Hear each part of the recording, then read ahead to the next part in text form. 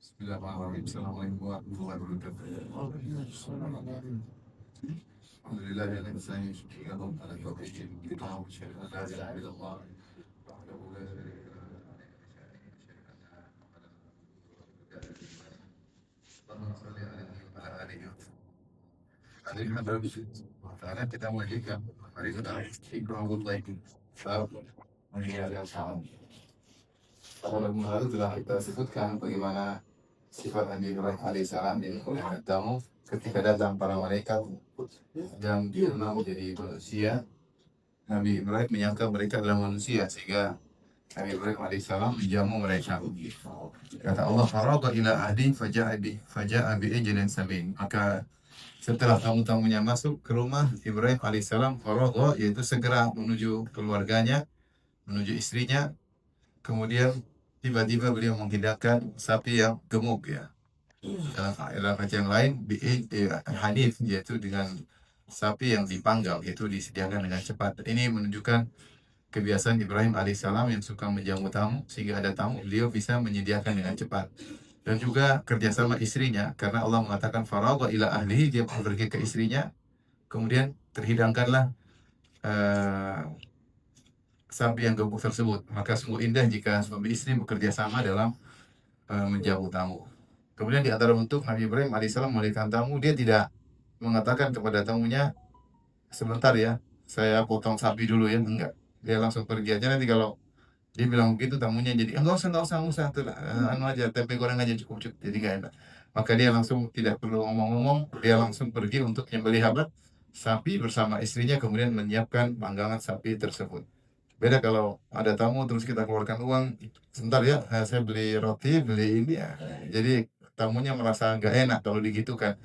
Udah sebentar, pergi balik bawakan makanan. Itu di antara bentuk Nabi Ibrahim memuliakan tamu, sehingga beliau tidak banyak omong, beliau langsung pergi dan langsung menyiapkan makanan. Kemudian di antara bentuk pemuliaan Nabi kepada tamu, faqarrabu ilaihim, kemudian dia dekatkan makanan kepada tamu-tamu, karena kalau makanan didekatkan nggak tahu tamu sukanya bagian mana, mungkin bagian paha, bagian kaki, bagian kikil, bagian mana, pokoknya nih silakan ya. Beda kalau ayo sini, ayo di sini, kan nggak enak kalau di ayo, nggak enak tuh. Maka dihidangkan di depan tamu sehingga tamu mudah untuk mengambil, menjamah makanan tersebut. Ini diantara metode Ibrahim alaihissalam. Sekarang diikuti sampai orang Arab sampai sekarang, kalau mereka lagi makan dengan tamunya, maka kadang-kadang dagingnya dia potongkan, kemudian dia dekatkan kepada tamunya. Sampai sekarang seperti itu di Arab ya. Kalau di sini kayaknya enggak nih. Tapi kalau kita di Madinah diundang sama syekh-syekh, biasanya gitu, mereka potongkan kemudian mereka dekatkan. Nanti kelihatan habis, mereka potong lagi, mereka dekatkan, sehingga tamu merasa nyaman karena makanan dihidangkan di depannya.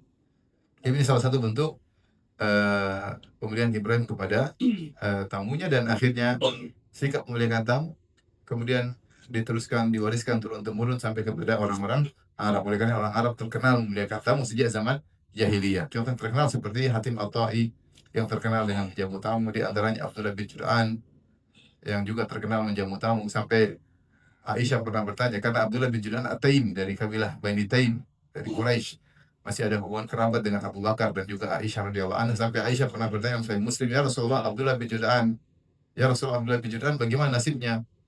Karena ya keretaib, dia dulu suka menjamu tamu, dia terima tamu, suka bagi-bagi makanan. Karena ya silaturahmi, dia suka menyambung silaturahmi. Hal yang dzalik, apakah kebaikan-kebaikan yang bermanfaat? Kata Nabi, lam yakul yauman qad rabbi ghfirli khati'ati yaumidin. Tidak bermanfaat.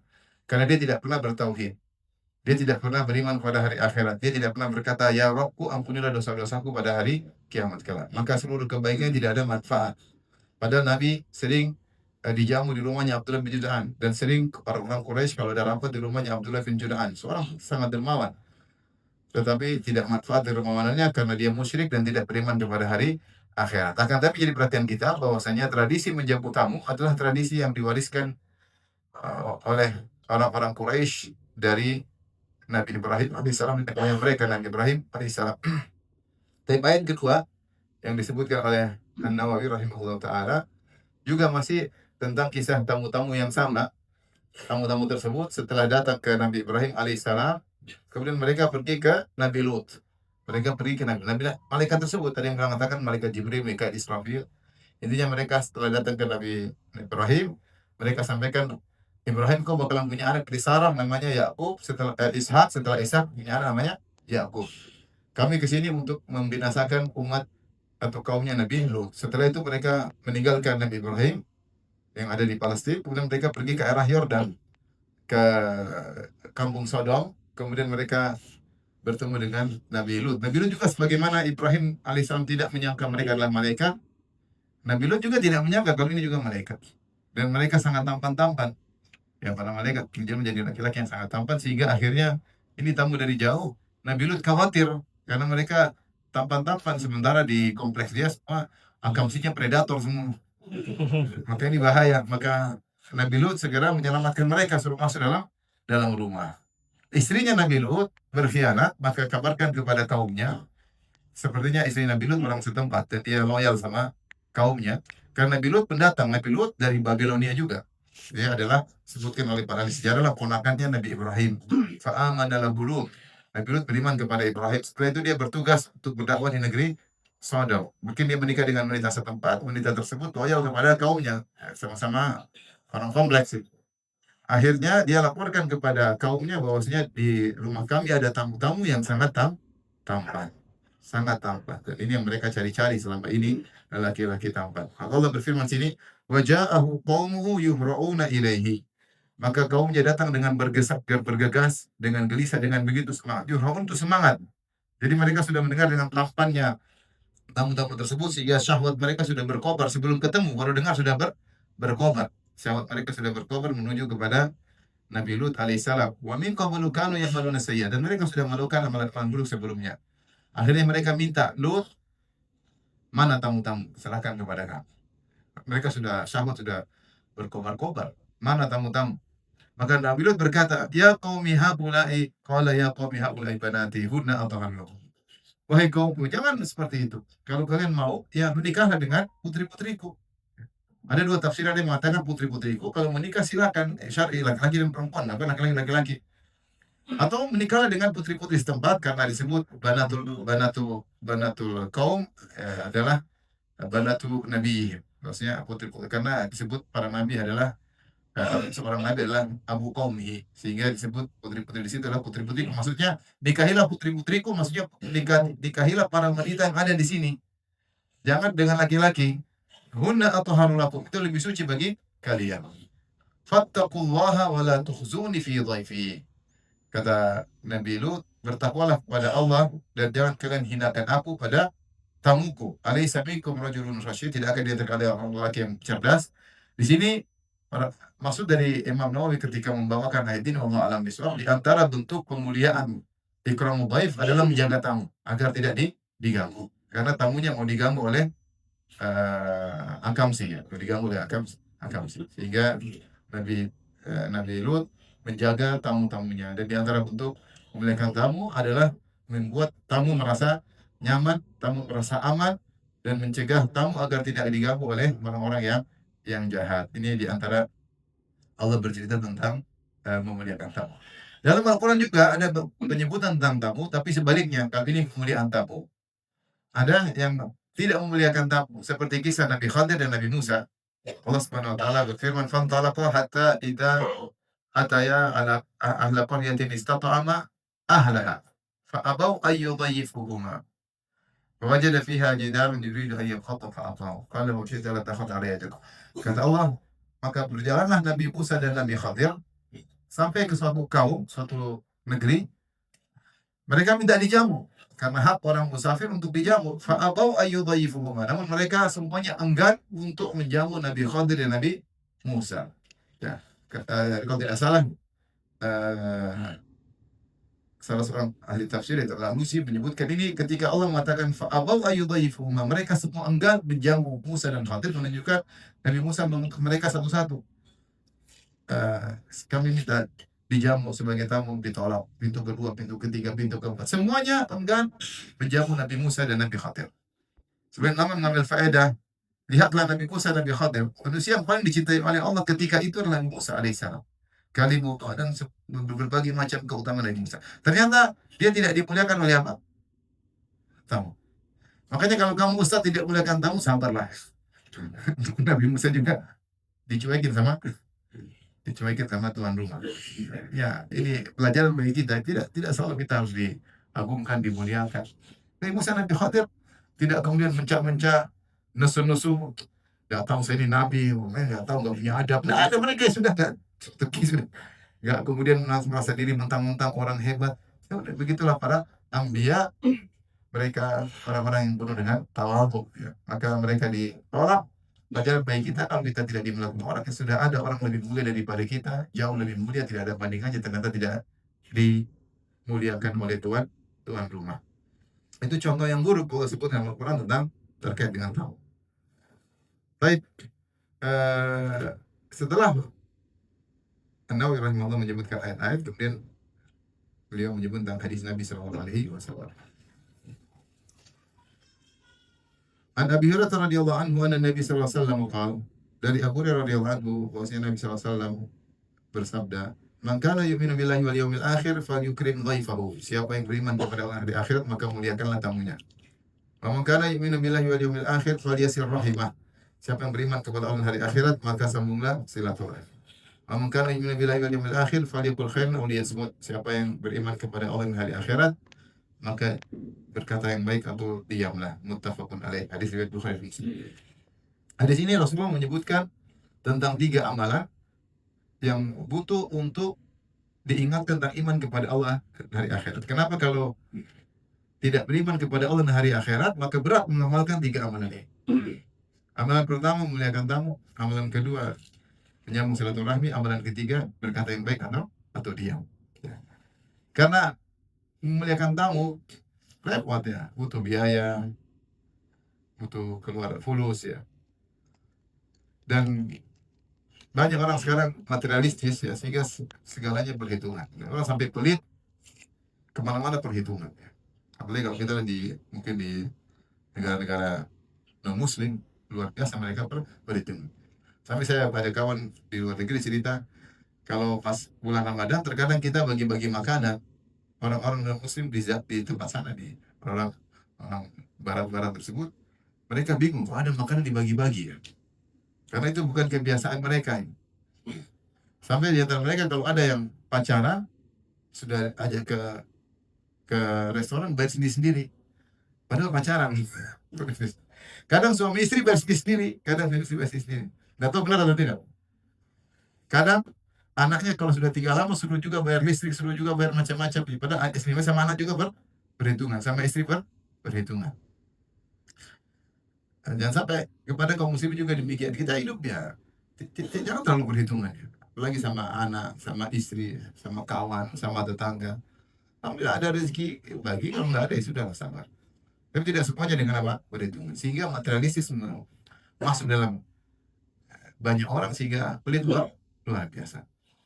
Jadi kalau saya cerita, dia pernah juga di Eropa, teman yang undang untuk ulang tahun. Katanya, saya ulang tahun, tapi nanti datang ke apartemen, bawa minuman sendiri-sendiri ya. Saya cuma sediakan kue ulang tahun. Maksudnya ulang tahun tapi tidak mau pakai modal ya. Artinya nih kegiatan-kegiatan mereka. Sehingga perhitungan dalam segala hal. Karena kita orang Islam, jangan seperti itu.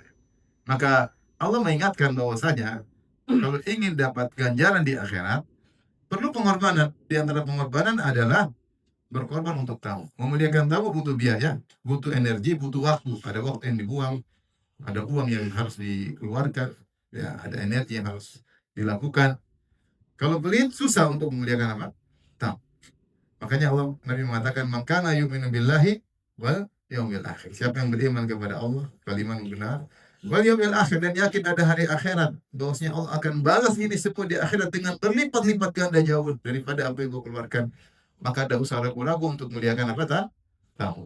Ini amal pertama yang butuh diingatkan untuk beriman dengan hari akhirat. Bahwasanya memuliakan tamu pahalanya besar di sisi Allah Subhanahu wa taala. Yang kedua, menyambung silaturahmi. Sama, menyambung silaturahmi. Kalau pelit nggak bisa orang menyambung silaturahmi. Orang silaturahmi itu harus dermawan. Karena dia harus ada uang yang dikeluarkan. Makanya Allah mengatakan, wa atal mala ala hubbihi dzawil qurba. Di antara kebajikan yang luar biasa adalah seorang yang memberikan harta kepada kerabatnya, padahal dia suka dengan harta tersebut. Uang, siapa yang tidak suka uang? Semua orang juga suka uang. Tapi dia keluarkan untuk keluarganya, untuk kerabatnya.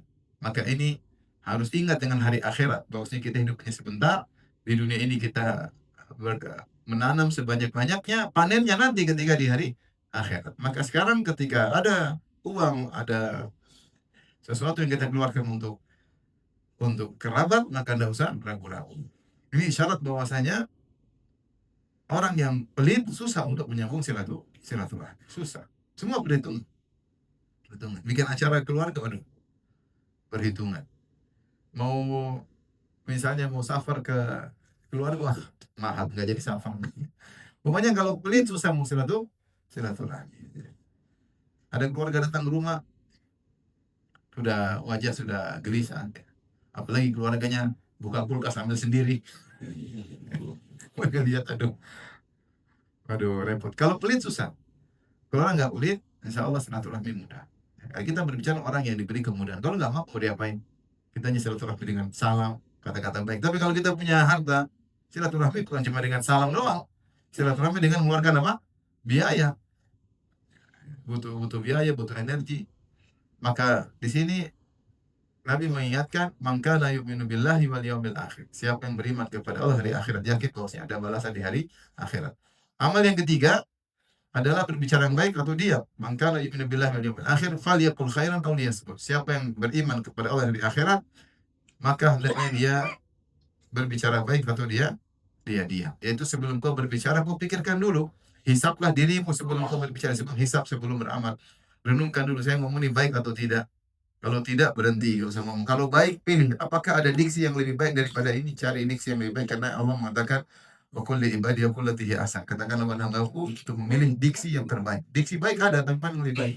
Sama sebelum berbicara, sebelum komentar di grup, pikir ini baik atau tidak, ada manfaatnya, menyenangkan lawan bicara atau tidak. Dipikirkan. Ataukah ada kata-kata yang lebih baik, yang tidak menimbulkan suudzon, yang tidak menimbulkan nyinyir dan macam-macam. Pilih. Sehingga kalau tidak bisa berkata baik, mending diam. Yang bisa melakukan ini hanya orang beriman dengan hari akhirat, yang tahu bahwasanya ma yalfidhu min qaulin illa ladaihi raqibun atid. Tidak ada satu apapun yang keluar kecuali malaikat mencatat, raqib atid mencatat. Dan ini semua akan ditampilkan pada hari kiamat dan ada dampaknya. Sekarang betapa banyak orang bicara seenaknya, betapa banyak orang komentar seenaknya, betapa banyak buzzer bikin komentar seenaknya. Ini enggak tahu memang dia buzzer gitu enggak dicatat oleh malaikat, akan diminta pertanggungjawaban. Bikin opini seenaknya, ngomong seenak, komentar seenaknya. Maka ini tidak beriman kepada Allah dan hari akhirat, iman yang benar. Siapa yang beriman kepada hari akhirat, dia pasti berhenti dulu. Kata Nabi, falyaqul khairan, hendaknya dia ngomong baik, atau liyasmut. Kalau tidak bisa ngomong baik, diam, tidak usah komentar. Sampai Umar bin Abdul Aziz rahimahullah taala, dia mengatakan, ma yamna'uni min katsirin minal kalam illa makhafatal muhabat. Atau kama qala. Dia mengatakan ketika ditanya Umar bin Aziz, orang khalifah yang hebat, semua rakyat yang mencintainya, betapa banyak kesuksesan yang dia berikan kepada umat ketika itu. Tapi dia nggak banyak bicara. Ketika ditanya, kenapa Anda tidak banyak bicara? Tidaklah menghalangi untuk banyak bicara. Saya takut nanti bangga-banggaan. Saya takut ketika ngomong apa seakan-akan pamer bangga-banggaan karena banyak kesuksesan yang dia lakukan. Ini seorang berbicara, sebelum berbicara dia mikir. Kalau mungkin sebagian kita, itulah belum tahu siapa gue. Lu belum tahu kan? Masih ada lagi yang gue ceritain sama benar. Setiap hari. Sekarang kau harus tahu siapa saya, ya Masya Allah. Makanya ada seorang pembesar berkata kepada seorang ulama, tidakkah kau tahu siapa aku? Kata ulama, saya tahu. Kau adalah seorang tercipta dari air mani yang hina. Keluar dari kemaluan ibu, keluar dari kemaluan bapak. Sekarang juga dalam perutmu ada kotoran. Kemudian kau akan meninggal juga jadi bangkai yang busuk, seandainya tidak dikubur, semua akan lapor nama dari. Itulah hakikat diri. Tidak tahu siapa aku, ya saya tahu. Kadang-kadang kita bicara tidak kita pikirkan di situ ada kesombongan, ada keangkuhan, ada pamer. Umar bin Aziz tidak mau ngomong, dia takut, dia terjerumus dalam sikap pameran. Seakan-akan memputuskan diri atau menjadikan diri seperti hebat. Baik, di antara yang dianjurkan adalah untuk melihatkan tamu. Baik, siapa yang dimaksud dengan tamu? Tamu ada tingkatan. Tamu yang paling ditekankan disebut dengan dhaif, yaitu musafir al-mujtaz. Disebut para fuqaha. Nanti yang datang hadisnya secara khusus. Itu tamu yang dia musafir, kemudian dia lewat dan dia tidak punya tempat tinggal. Kalau dia ketuk pintu rumah kita, sementara dia tidak punya tempat untuk berteduh, bernaung, maka wajib bagi kita untuk mengayominya jika kita mau.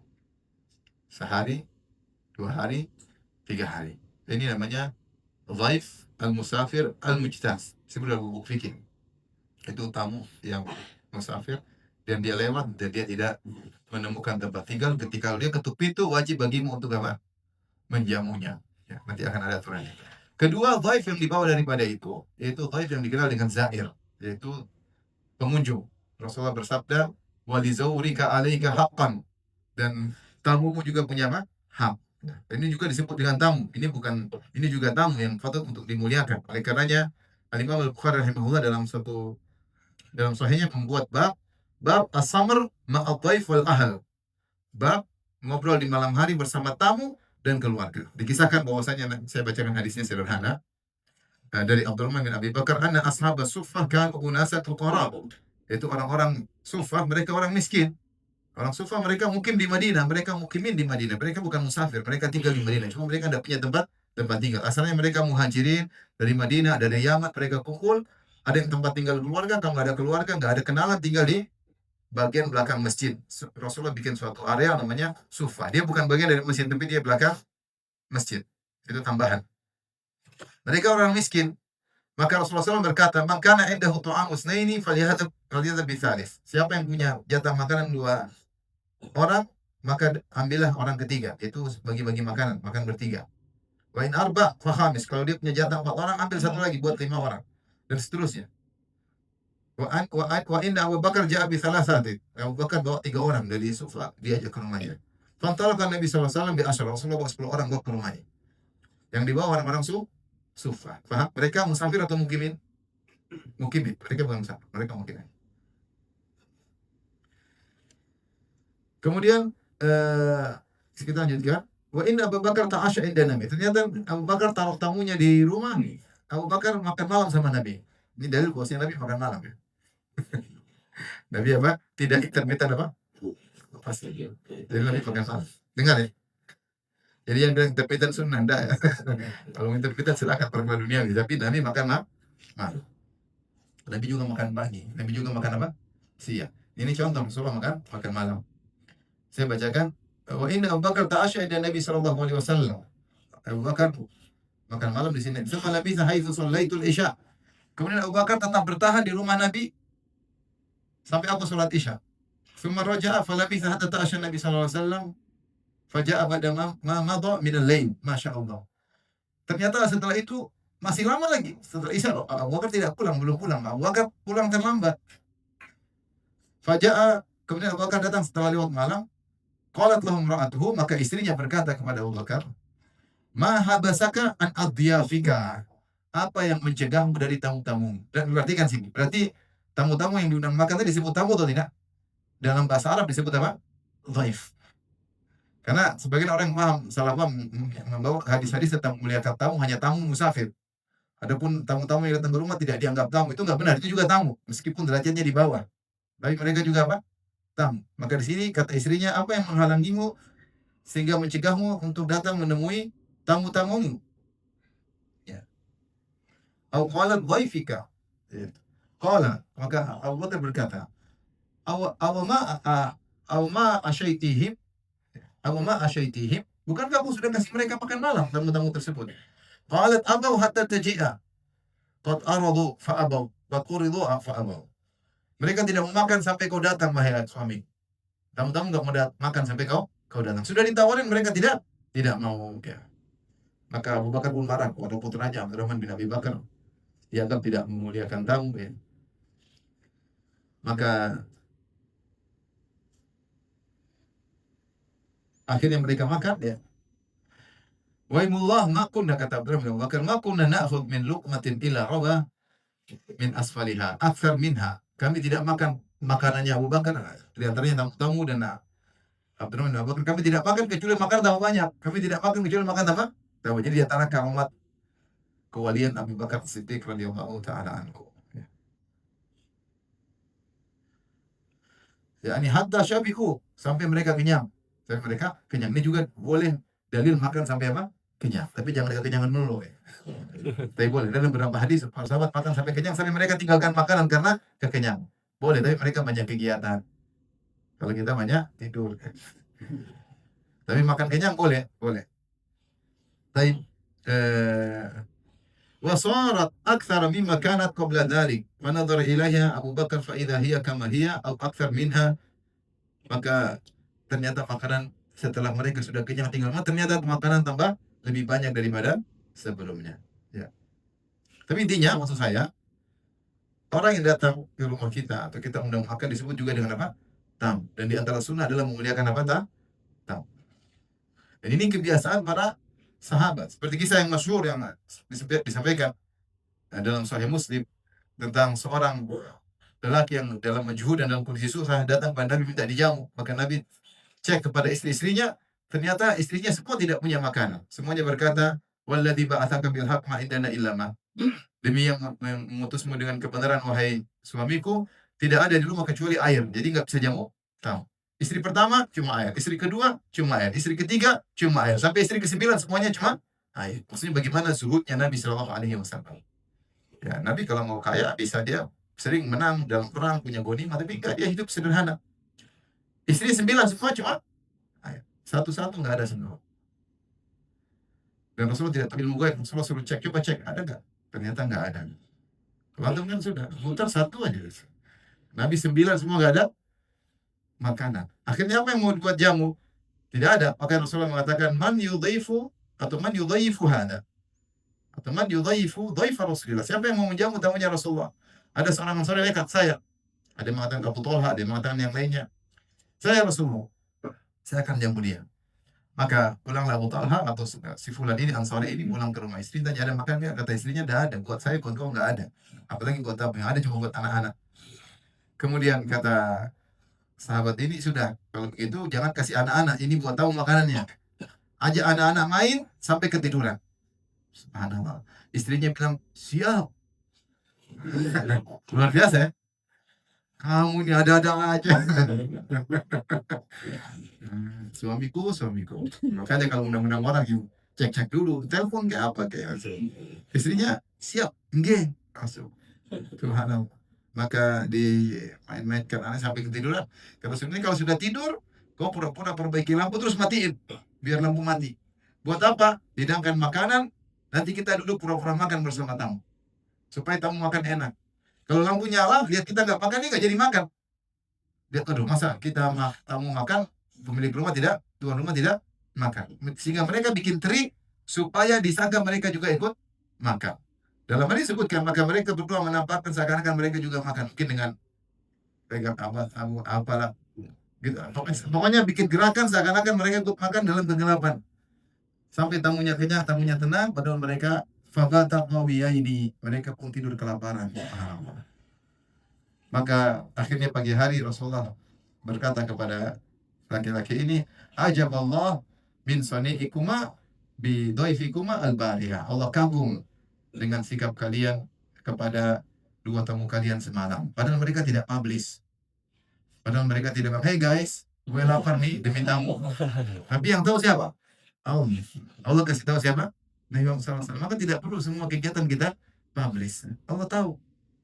Allah sampai bilang, kami lagi mengatakan, Allah takjub dengan perbuatan kalian berdua kepada tamu kalian berdua semalam, karena kerjasama yang indah antara suami dan istri. Seandainya satu tidak kompak, nggak jadi.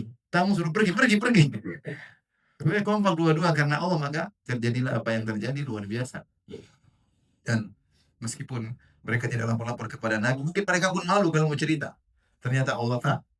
Allah kasih tahu Nabi, dan Nabi memberi apresiasi kepada mereka berdua. Turunlah firman Allah Subhanahu wa taala, wa yaghfiruna ala anfusihim walau kana bihim khassasah. Dan mereka mendahulukan kepentingan saudara mereka daripada diri mereka sendiri, padahal mereka juga dalam kondisi membutuhkan. Inilah sifat kaum Ansar. Ini terkait dengan memuliakan tamu. Jadi para sahabat sangat memuliakan tamu-tamu. Dan Rasulullah bersabda, wali zaurika alaika haqqan. Dan tamumu punya hak untuk kau muliakan. Maka seorang berusaha memuliakan tamunya. Tentunya memuliakan tamu dengan banyak cara, dengan memberi makanan yang baik, kemudian antaranya diajak ngobrol, ditemui dengan senyum, ya. Kemudian makanan kalau bisa dihidangkan di depannya, kalau bisa ikut makan tadi, ya. Kalau bisa sehingga dia tidak merasa canggung, ya, tidak merasa canggung, ya. Seperti itu cara memuliakan apa? Tamu. Adapun tamu datang, pakai bos ngoblong, robek-robek, maksudnya apa ini? Kamu jadi gak enak lihat tuan rumah apa? Kaos oblong. Baru bangun tidur kemudian di pintu aja, "Gimana, ada perlu apa?" Nggak disuruh masuk, "Ada perlu apa?" Ya, aja aja, "Silakan silakan, apa aja silakan." Dia nggak disuruh, "Silakan." Kenapa nggak disuruh masuk? Memang dia nggak punya ruang tamu, dia nggak menyediakan ruang ruang tamu, saking pelitnya tidak menyediakan ruang ruang tamu. Ada orang udah macam-macam ya. Kalau kita nggak mampu lain cerita, kalau kita mampu, apa susahnya? Semuanya butuh pengorbanan agar mendapat pahala di sisi Allah Subhanahu wa taala. Baik, kita lanjutkan. Wan Abi Shuraih Khuwailid bin Amr al-Khuzai. Qala sami'tu Rasulullah SAW yaqul. Aku mendengar Rasulullah SAW bersabda, "Man kana yu'minu billahi wal yawmil akhir." Siapa yang beriman kepada Allah dan hari akhirat, falyukrim dhaifahu jaizatahu. Maka hendaknya muliakan tamunya jaizatahu, yaitu bonusnya. Jaizah maksudnya hadiah, atiyah. Kalau kita bahasa bonusnya ya. Wa qalu wa ma jaizat. Qalu wa ma jaizatuhu. Apa maksudnya pemberian kepada tamu? Itu hadiah kepada tamu atau bonus kepada tamu ya Rasulullah. Qala yaumuhu wa lailatuhu. Yaitu hari pertama berusaha untuk memuliakan dengan sebaik-baiknya. Ada takalluf, itu berusaha agak berlebihan sedikit untuk memuliakan tamu. Itu hari pertama. Wa dhiyafatu salasatu ayyam. Dan menjamu tamu, yaitu tamu musafir yang lewat 3 hari. Fama kana wara'a dzalik fa huwa shadaqatun alaihi. Adapun lebih daripada itu maka sedekah. Tidak wajib lagi dan bagi sang tuan rumah. Wa fi riwayatin Muslim, dalam riwayat yang Muslim, Rasulullah bersabda, "La yahilu li muslimin an yuqima 'inda akhihi hatta yuqsimahu." Tidak halal bagi seorang muslim untuk bermukim di rumah saudaranya, yaitu tamu musafir sengaja tinggal di rumah saudaranya sampai menjadikan saudaranya berdosa. Qalu ya Rasulullah wa kaifa yuqsimuhu? Ya Rasulullah, bagaimana tamu ini menjadikan tuan rumah menjadi berdosa? Qala yuqimu indahu wa la syai'a lahu yakrihi bihi. Dia tinggal bersama di tempat di saudaranya tersebut sampai akhirnya saudara tersebut tidak punya apa-apa untuk menjamunya. Sehingga akhirnya dia di balik itu mungkin dia gerundal, mungkin dia gibah, mungkin dia marah, mungkin dia usir akhirnya, atau dia berhutang tidak bisa bayar gara-gara punya utang. Akhirnya tuan rumahnya menjadi berdosa. Tapi hadis ini disebutkan oleh para ulama terkait dengan tamu yang musafir mujtaz, yaitu tamu yang musafir dan kemudian dia lewat. Dia akan melanjutkan perjalanannya. Dan kemudian dia tidak menemukan tempat tinggal. Dan mungkin ada tempat untuk musafirin, maka dia bisa di situ. Ada yang mungkin ada disediakan di kampung tersebut tempat untuk musafirin, ada yang melayani, maka tidak perlu bertamu ke rumah-rumah orang. Tapi kalau ternyata di tempat tersebut tidak ada tempat untuk dia singgah sementara dia harus lewat, maka dia boleh mengetuk pintu sesama muslim dan dia punya hak untuk dijam. Bahkan Rasulullah mengatakan, jika dia tidak menjamu, gue boleh ambil untuk makan, boleh ambil. Kalau kulit ada makanan dia tidak kasih, gue boleh ambil. Nah, dia punya kambing, boleh peras susunya minum. Kalau memang dia tidak jamu, karena gue punya hak untuk dijamu. Ini bagi musafir yang lewat dan akan melanjutkan perjalanan, maka dia punya hak untuk dijamu. Tapi zaman sekarang, makanya ketuk rumah saya itu ada hotel, ada losmen. Ya. Kalau nggak punya uang nggak usah musafir. Zaman sekarang memang susah dikatakan wajib ya, karena seperti Jakarta prasarana ada, tinggal punya uang ya. Tapi intinya kalau kita ketemu orang yang susah, kalau kita bisa bantu kita bantu ya.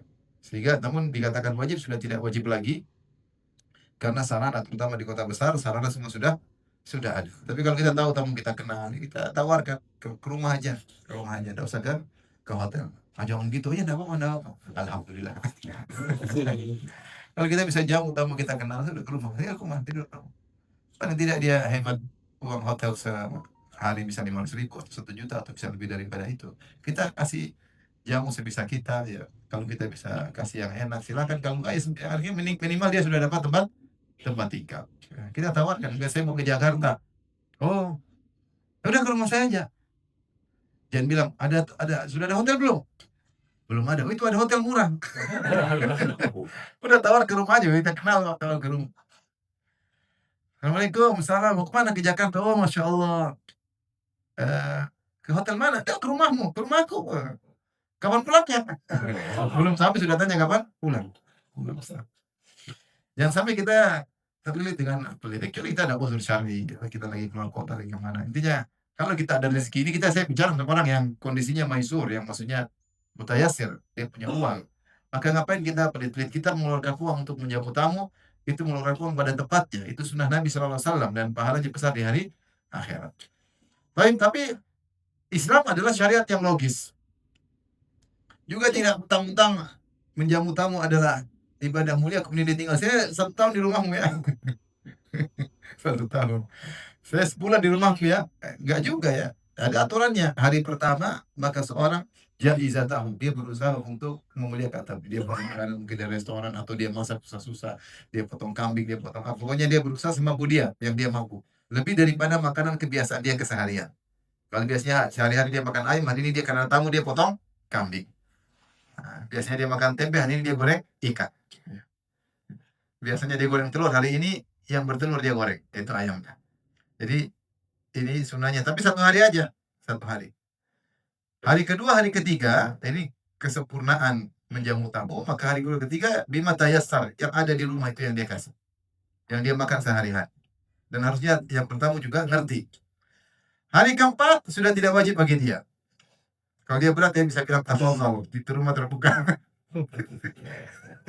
Kalau dia gak kuat, dia bisa bilang, aduh saya lagi sibuk, mohon maaf. Nah, dan para ulama mengatakan, Nawawi mengatakan, kecuali memang dia yang menyuruh, kamu jangan pergi, sini aja, tak apa, sampai amat tamu, sini aja, sebulan 2 bulan sampai sini aja, gak ada masalah, saya senang kau di sini.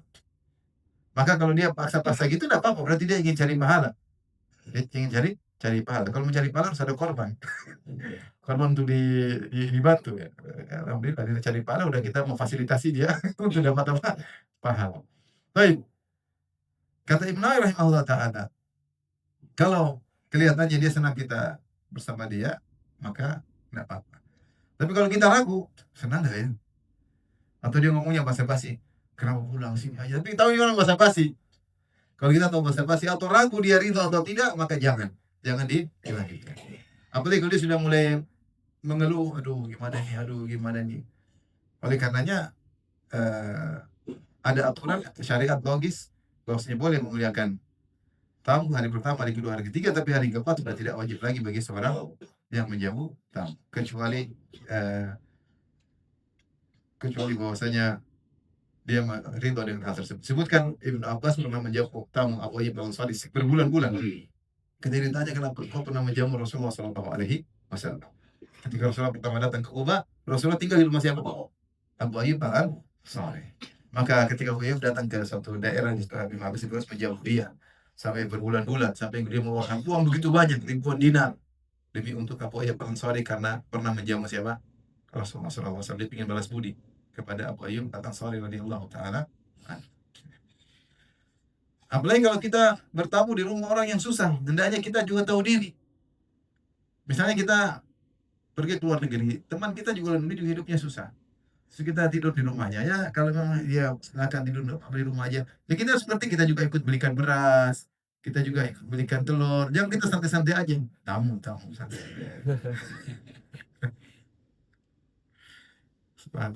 Karena kita juga butuh ya, sehingga karena saya pernah mengalami hal tersebut.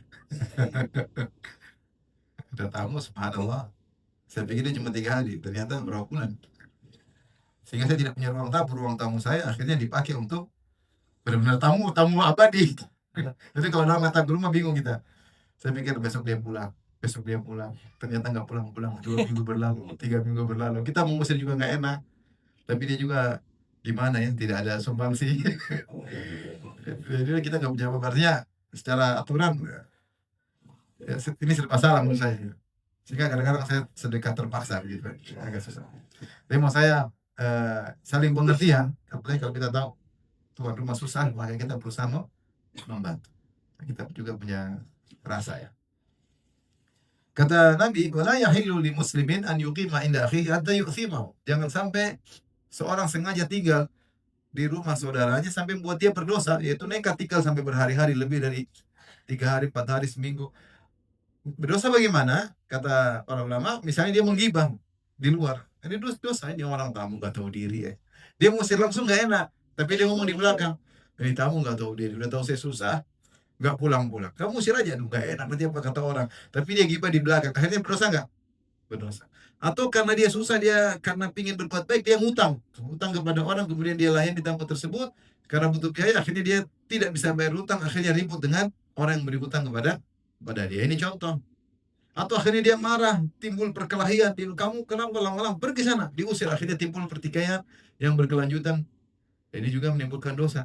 Maka Rasul bilang haram. Maka seorang kalau tahu ini kondisinya tidak kondusif untuk bertamu, maka cukup 3 hari setelah itu dia cari jalan. Insya Allah kasih ketuk pintu yang lain. Kalau memang nggak punya uang, ketuk pintu yang lain. Ya orang macam-macam. Ya, tidak semua orang kemudian kondisinya mudah. Tidak semua kondisinya mudah. Oleh karenanya, ikhwan dan akhwat yang mati Allah Subhanahu wa taala, maka ini salah satu adab yang mulia menjamu tamu, dan seorang ketika menjamu tamu dia mencari pahala di sisi Allah Subhanahu wa taala.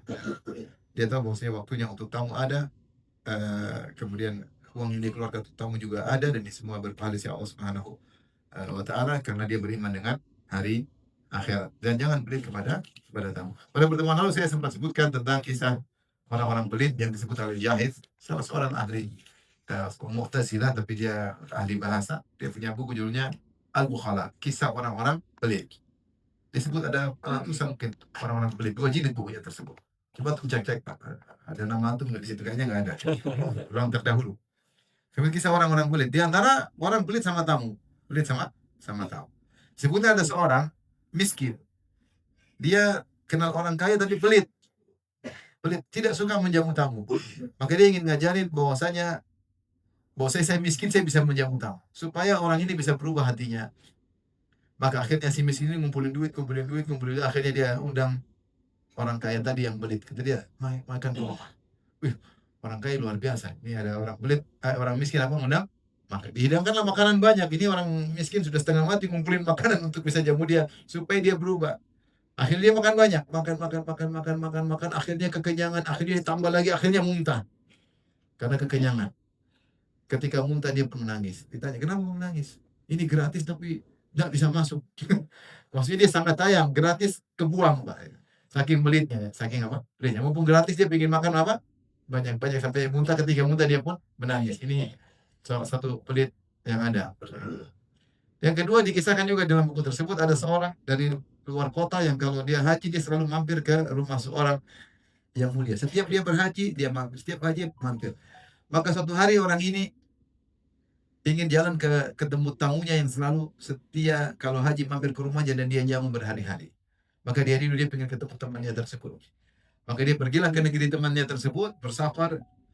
Dia tanya-tanya orang, kenal si Fulan terkenal, oh si Fulan. Lagi duduk di sana, oh akhirnya dia ketemu. Dia bilang, hei Fulan. Temannya tadi, siapa? Kau tidak ingat saya? Siapa? Dia buka jubahnya. Ingat saya. Dia buka selpanya. Ingat saya.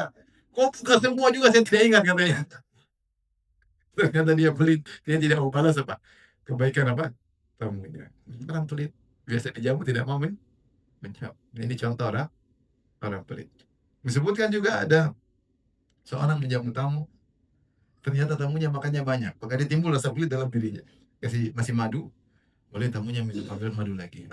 Akhirnya Tuhan Allah mengatakan, hei Fulan, tahukah engkau bahwasanya kebanyakan madu bikin mudarat? Bikin mudarat. Kalau tamunya iya bikin mudarat kau, saya tidak. Lanjut lagi. Karena kita cari pahala, pintu pahala banyak, di antara pintu pahala adalah menjamu.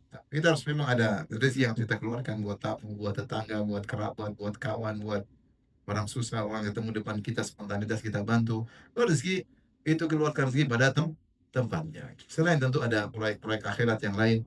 Selama kita bisa mengeluarkan uang kan Allah Subhanahu wa taala, maka itulah ibadah yang mulia. Sebelum kita menyesal, sebagaimana kata Allah Subhanahu wa taala, ya alladzina amanu, ya orang beriman, la tulhikum amwalukum wala auladukum an dzikrillah.